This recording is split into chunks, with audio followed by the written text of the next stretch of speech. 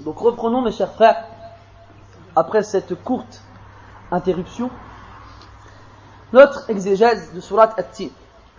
Et on s'était arrêté à ce qu'on appelle Jawab al-Qasam.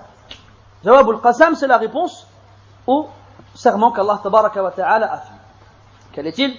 لَقَدْ خَلَقْنَا الْإِنسَانَ فِي أَحْسَنِ تَقْوِيمٍ. Certes, nous avons créé l'être humain dans la meilleure forme. قال المفسرون في أحسن صورة وأتمها. Dans la meilleure forme et la plus parfaite.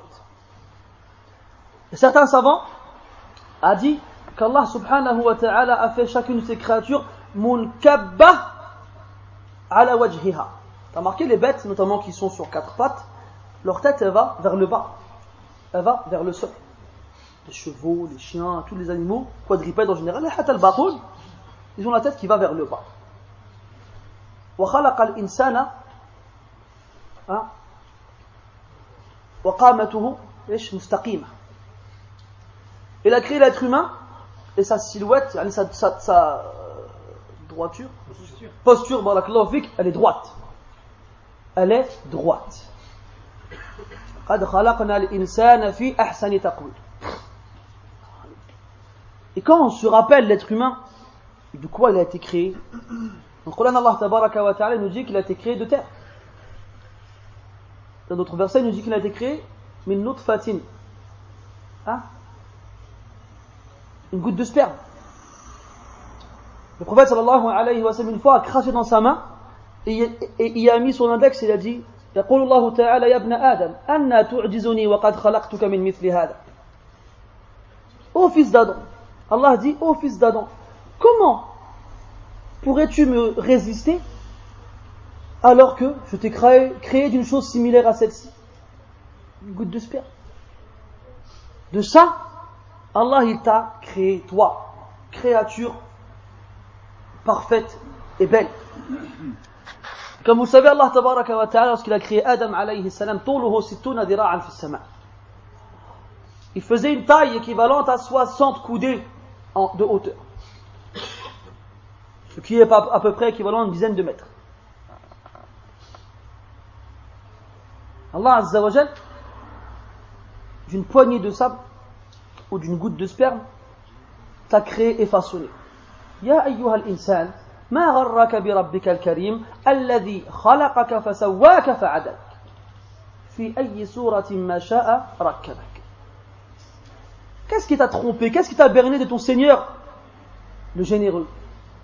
Celui qui t'a créé et façonné et rendu droit. Et il t'a façonné de la façon dont il voulait. لقد خلقنا الإنسان في أحسن تقويم. Donc al-insan ici, c'est ce qu'on appelle ismul jins. C'est le nom qu'on donne à la nature humaine, l'être humain, al-insan. Et d'ailleurs par rapport à cela, les savants ils disent que Adam alayhi salam était l'être humain le plus beau de la création. Même si Yusuf alayhi salam on lui a donné la moitié de la beauté, et bien Adam alayhi salam était le plus beau de la création.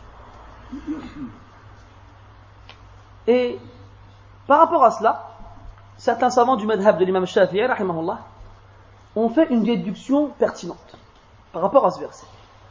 Il y a un chapitre dans le domaine du divorce, on est encore dedans, qui s'appelle al-ishtiratu fi at-talaq. C'est le fait de conditionner le divorce. Exemple, si jamais demain il pleut, tu seras divorcé. Tu dis à ta femme, si demain il pleut, tu seras divorcé. Alors si il pleut, eh ben ta femme elle est divorcée. Ça s'appelle al-ishtirat fi at-talaq. Et les Arabes, ils ont une expression pour désigner, ils ont une comparaison qu'ils font pour désigner la beauté avec la lune.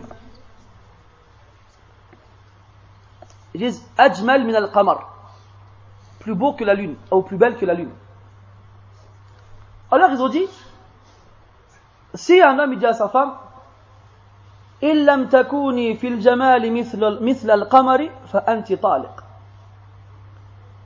Il dit, si tu n'es pas dans la beauté comme la lune, alors tu es divorcé. Ils ont dit que ce talaq-là, la yaqa'. Ce divorce-là, il n'a pas lieu. Pourquoi? Parce qu'Allah Ta'ala, il a dit qu'il a créé l'être humain de la meilleure façon. Et ce n'est pas parce que les êtres humains ont choisi comme outil comparatif révélateur de la beauté la lune, que ça veut dire que la lune elle est plus belle que l'être humain. Donc à ce moment-là, le talaq là, yaqa'. C'est une farida fiqhiyya. C'était sympa pour moi. Taïm. Ensuite, Allah Ta'ala dit ثُمَّ رَدَدْنَاهُ أَسْفَلَ سَافِلِينَ. Ensuite, nous l'avons rendu au plus bas des sous-sols, entre guillemets. Asfala safili. Et là, les savants ont اختلف. De quoi s'agit-il? اختلفوا على قولين. القول الأول أن المقصود بأسفل سافلين إيش؟ النار. l'enfer. كلا إن كتاب الفجار لفي سجين. والسجين كما ورد في الحديث الأرض السفلى. الله تعالى يقول هو الذي خلق 7 سماوات ومن الأرض مثلهن. والله تعالى يقول 7 سماوات طباقا. Donc comme les 7 cieux ils sont superposés l'un en dessous de l'autre et qu'il a créé des terres équivalentes aux 7 cieux en nombre et en façon. Il y a donc 7 terres et elles sont les unes au-dessous des autres. Au-dessus des autres, pardon. Donc il y a un dalil dans le Coran qui nous prouve qu'il y a 7 terres, c'est le mithl dans l'ayah. 7 cieux et autant dans la terre. Et il y a un hadith sahih qui dit لفظة السبع صريحة فيما قاله النبي صلى الله عليه وسلم فيما معناه من اقتطف من الأرض شبرا ظلما طوقه الله من 7 أراضي أو كما قال عليه الصلاة والسلام.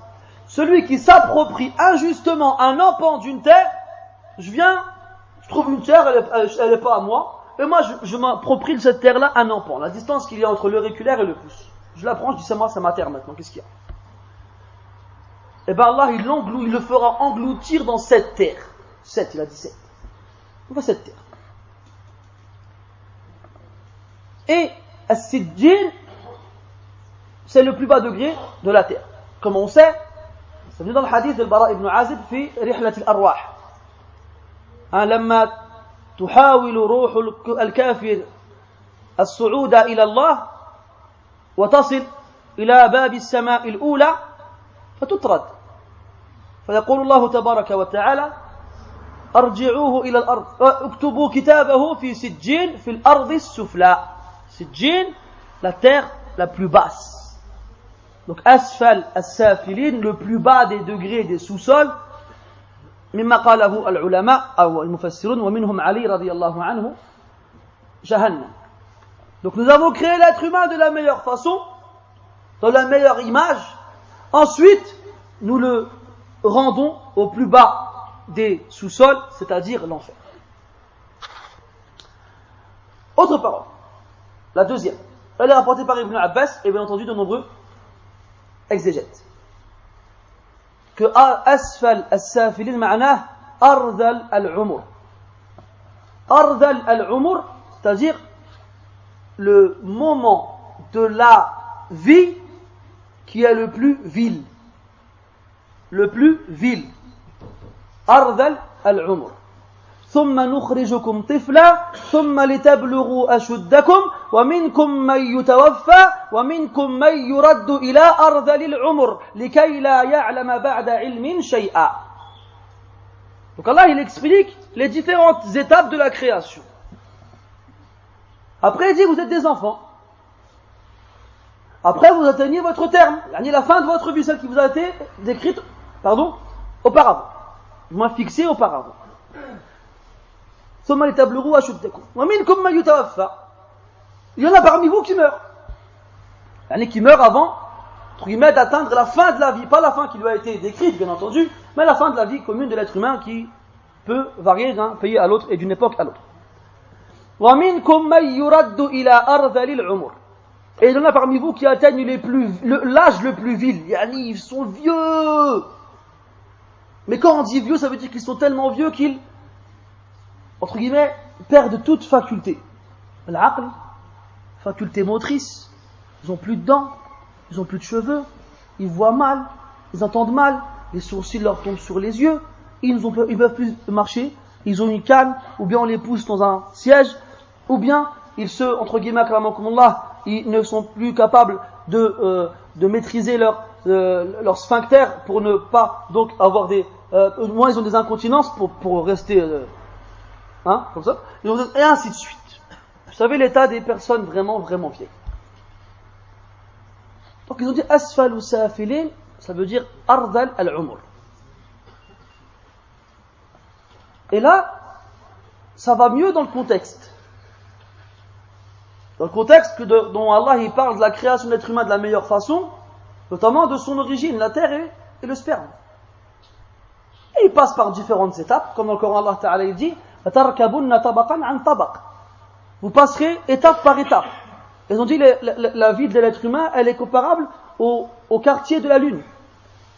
Elle commence, c'est un croissant, ensuite une demi-lune, ensuite une pleine lune, ensuite une demi-lune, ensuite un croissant. Comme la lune. Étape par étape. Et dans l'autre ayah, هو الذي خلقكم من ضعف ثم جعل من بعد ضعف قوة ثم جعل من بعد قوة ضعفا وشيبة يخلق ما يشاء. C'est lui qui vous a créé de faiblesse. Après la faiblesse, il vous a donné force. Et après la force, il vous a donné à nouveau faiblesse et vieillesse. Donc ça va dans le contexte. Mais il y a un problème.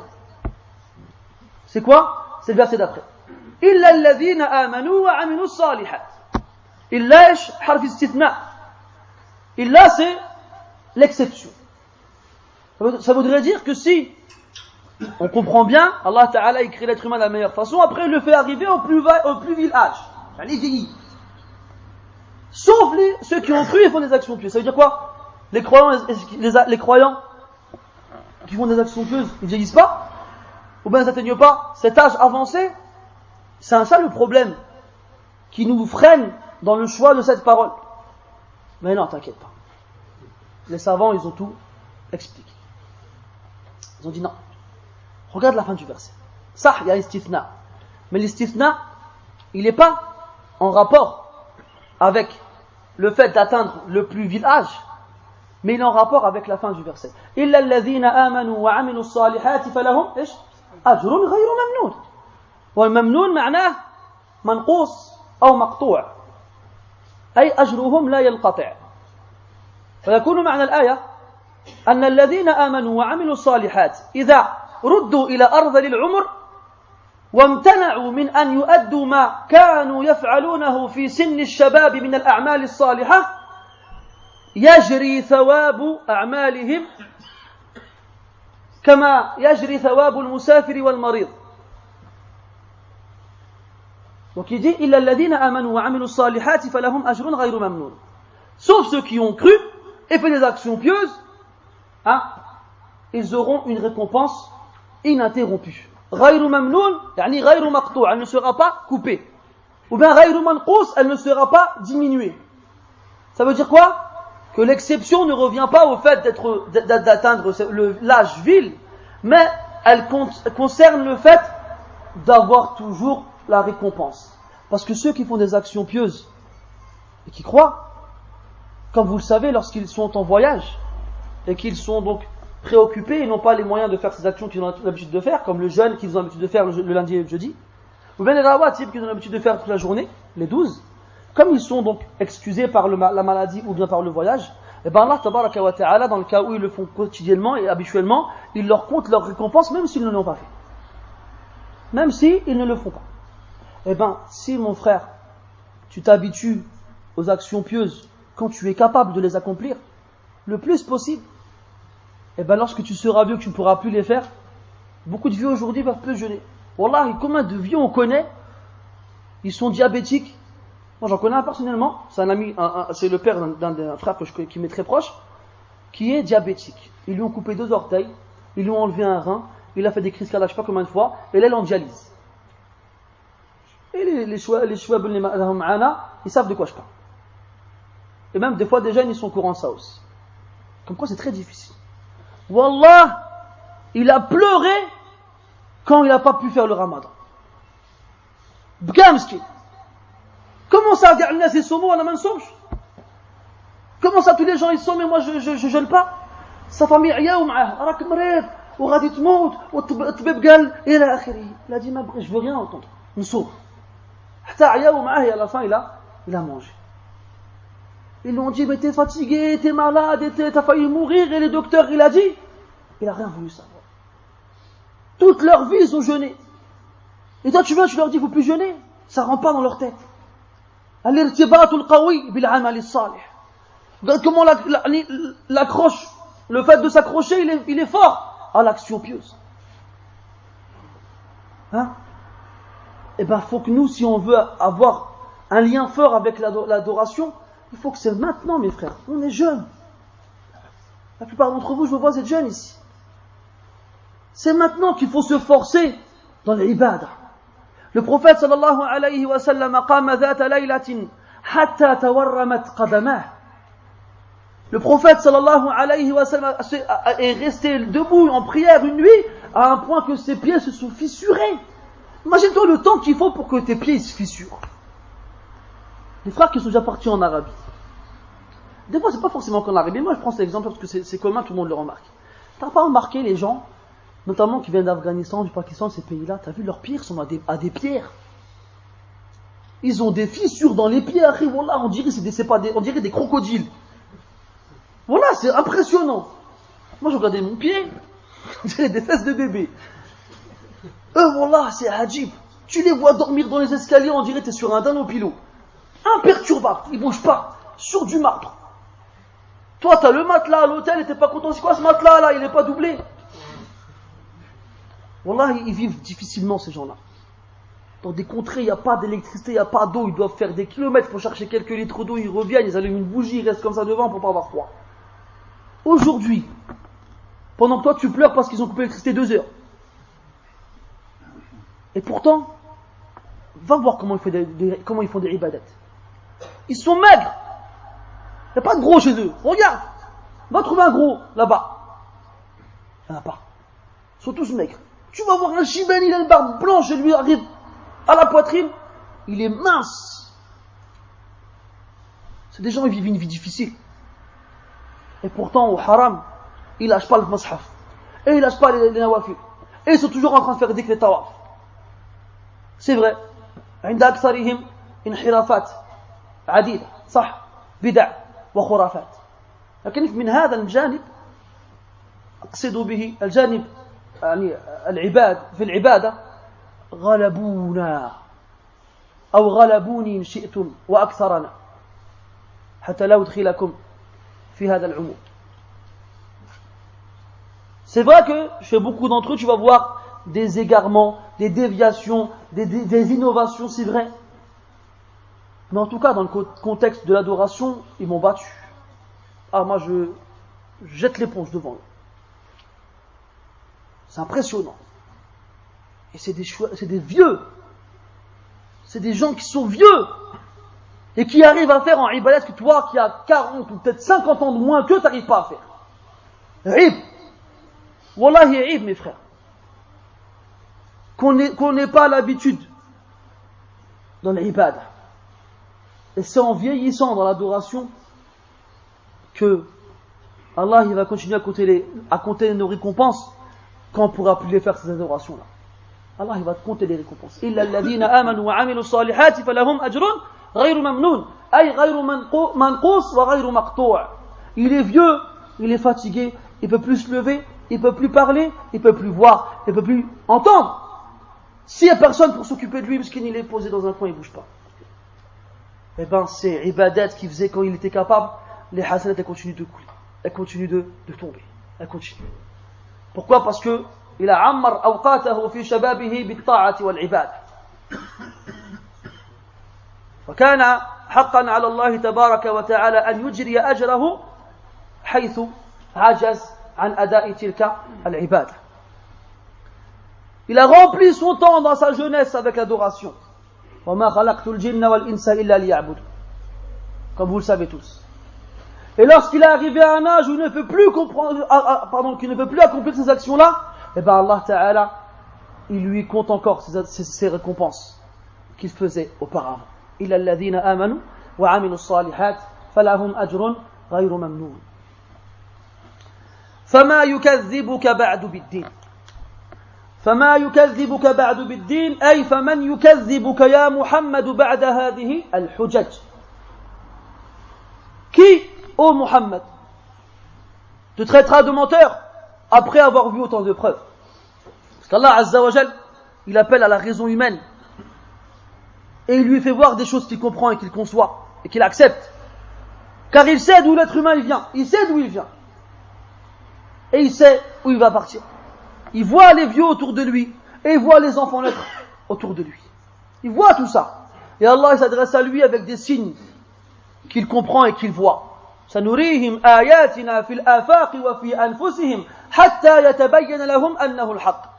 Nous leur montrerons nos signes في الآفاق, dans l'horizon, وفي أنفسهم, et en eux-mêmes, à un point jusqu'à ce qu'ils se rendent compte que c'est la vérité. Allah leur montre partout. وفي كل شيء له آية تدل على أنه واحد. Et il y a en toute chose un signe qui montre qu'il est unique, سبحانه وتعالى جل جلاله. فما يكذبك بعد بالدين يا محمد. من يكذبك بعد هذه الحجج الباهرة والآيات الظاهرة؟ من؟ والدين هنا بمعنى العمل. بمعنى العمل. Quand tu sais, c'est-à-dire qui va te traiter de menteur et ce que tu dis comme étant un mensonge après toutes ces preuves évidentes qu'ils ont reconnues en eux-mêmes, comme quoi ils doivent adorer leur Seigneur. Parce qu'Allah il dit, l'être humain l'a créé de la meilleure façon. Et après il arrive au plus vil moment de sa vie, lorsqu'il devient le plus vieux qui ne peut plus rien faire. Sauf ceux qui croient, qui font des actions bonnes, alors il aura une récompense ininterrompue, il continuera de couler, même s'il ne sera pas capable de l'accomplir.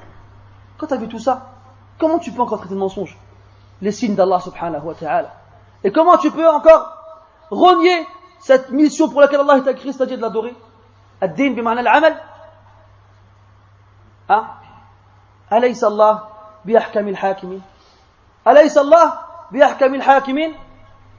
الهمزة هنا استفهامية ومعناها النفي وليس تفيد النفي والنفي مضاف إلى النفي يفيد الإثبات والمعنى الله أحكم الحاكمين. أليس الله بأحكم الحاكمين. On traduirait ça en français par Allah n'est-il pas le plus juste des justes et le plus sage des sages? Et le A dans Alaysa, on appelle ça hamzatu istifham. C'est un déterminant d'interrogation. Bien, si vous voulez, un pronom interrogatif. Interrogatif. Et laïsa est un verbe qui indique la négation.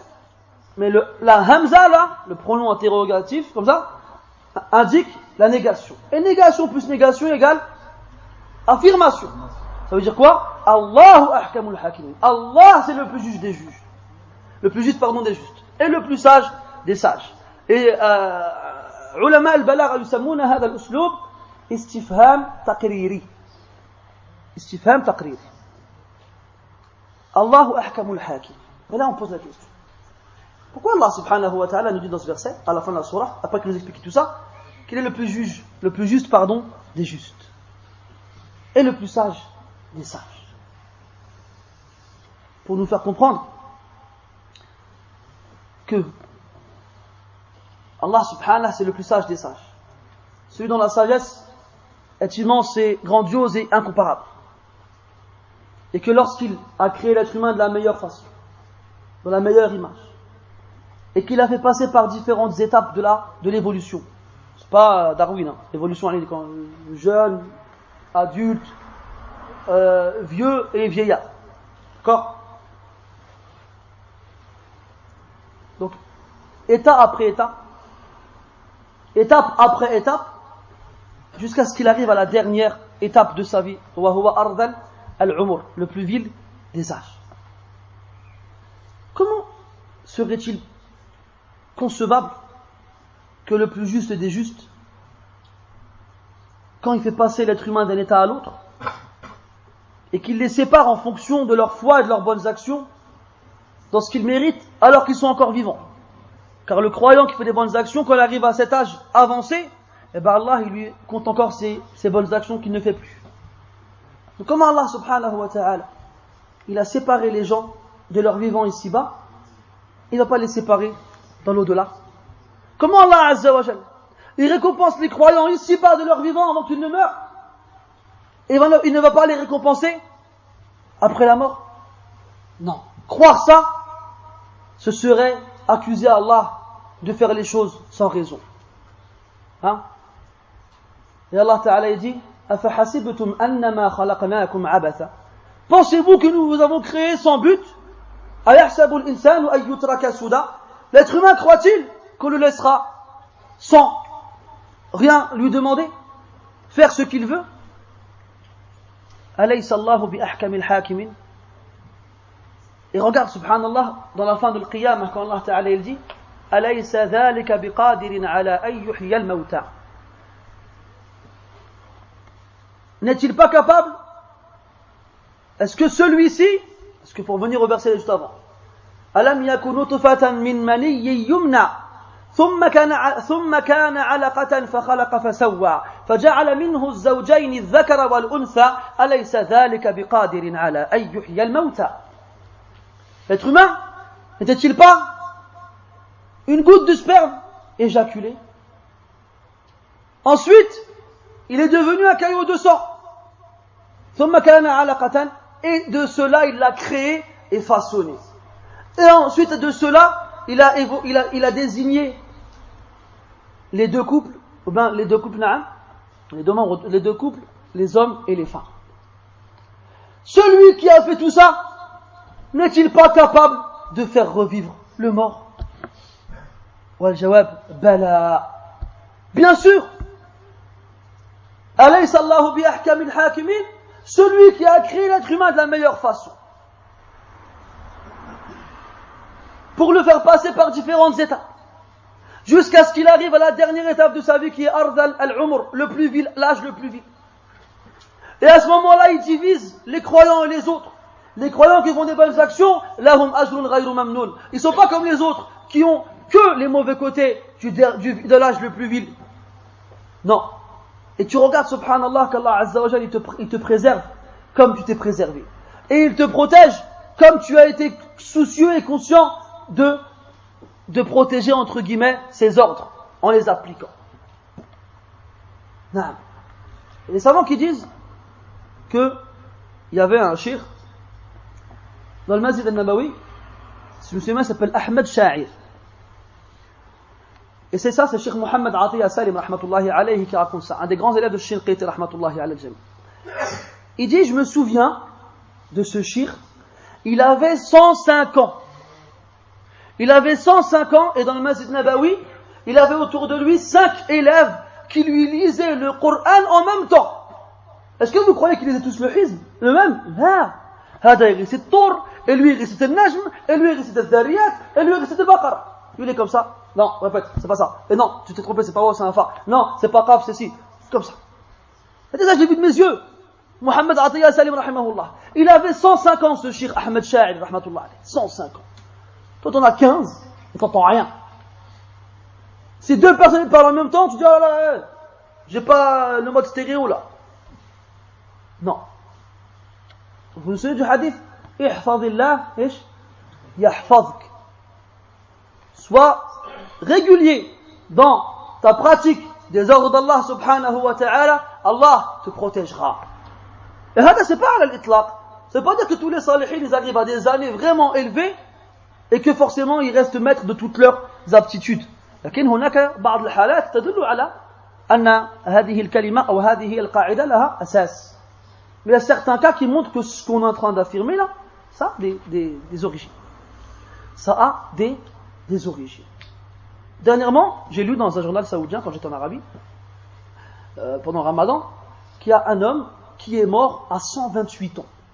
Et cet homme-là, il a fait le hajj 11 fois à pied. Et il avait je crois, 200 ou 300 enfants et petits-enfants. Et il était le mu'adhin de la mosquée. Et il voyait encore parfaitement, et il entendait encore parfaitement, et il lisait le journal tous les matins. 128 ans.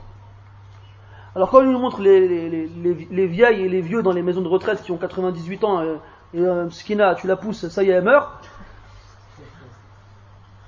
Non, vous voulez voir vraiment des gens étonnants? Ah bah allez voir ces gens-là. Allez voir ces gens-là. Et moi je me souviens, j'ai lavé un cheikh qui est mort. Je me rappelle quand j'étais petit, mon père il m'emmenait à la mosquée de faire tarawih et je le voyais aller à la mosquée en vélo. Quand on l'a lavé, j'étais étonné de voir sur la plaque de sa date de naissance 1893. Et il est mort, je ne sais plus si c'est en 2008 ou en 2009. Bah, je te laisse faire le calcul. Arnaud, ça fait combien? Hein? Un mohim, beaucoup. Quand j'ai vu 1893, je dis mais non! Ça veut dire que quand j'étais petit, en 92, 91, et que j'allais à la mosquée, qu'il venait avec son vélo, il avait il avait déjà 100 ans. Ah, je sais pas, il faisait du vélo. Et je l'ai vu, non, je l'ai lavé.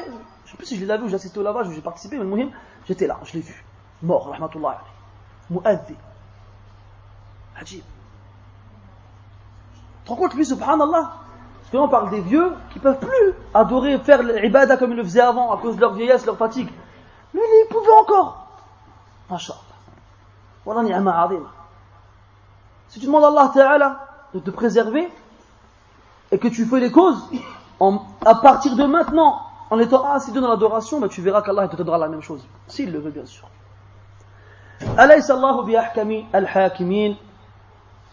Et là il y a un hadith qui dit, rapporté par At-Tirmidhi, que quand le prophète lisait ce verset dans la prière, il répétait derrière bala wa nahnu ala dhalika min ash-shahidin wa hadha hadithun la yasih wa hadha hadithun ghayru sahih. Idhan la yu'mal bihi. C'est un hadith qui n'est pas authentique, donc on ne le met pas en pratique. Par contre, le hadith qui fait référence à ce qu'on dit après le dernier verset de Surat Al-Qiyamah, qui est alaysa dhalika biqadirin ala ay yuhyi al-mauta, qui dit bala wa izzati rabbina yathbut. يثبت هذا الحديث. وارجعوا إلى تفسير ابن كثير ومن حققه وسوف ترون درجة صحة هذا الحديث. Voilà mes chers frères, excusez-moi d'avoir pris de votre temps et de vous avoir crié dans les oreilles. C'était un plaisir de partager ces moments avec vous, dans lesquels nous avons ensemble, Inch'Allah, découvert certains secrets du Coran et dans lesquels nous avons compris un peu plus la parole d'Allah Jalla wa Ala, et ce serait avec un énorme plaisir que dans un avenir proche ou lointain nous reproduisions cela. C'est donc la fin de ce séminaire et je vais devoir vous quitter. Et comme il disait le sha'ir, Ya laytani qad mittu qabla firaqikum wa li sa'ati at-tawdi'i ma ahyani. Il disait, le poète, quand il quittait ses bien-aimés, ses amis, ses proches, il leur disait Ya laytani qad mittu qabla firaqikum. Si seulement j'étais mort avant de vous quitter. Wa li sa'ati at-tawdi'i ma ahyani. Comme ça, je n'aurais pas assisté au moment des adieux. Au moment des adieux. Mais bi'idnillah ta'ala, on se reverra in qadara Allahu lana al-liqa wal baqa. ونسأل الله عز وجل أن ينفعنا جميعا بما سمعناه وأن يجعلنا من الذين يستمعون القول فيتبعون أحسنه وأن يجعلنا من الذين يتدبرون كتابه وكلامه وأن يجعلنا ممن يتلوه حق تلاوته ونسأله سبحانه وتعالى التوفيق. سبحانك اللهم وبحمدك أشهد أن لا إله إلا أنت نستغفرك ونتوب إليك وصلى الله وسلم وبارك على محمد وعلى آله وأصحابه أجمعين واستودعكم الله الذي لا تضيع ودائعه وبارك الله.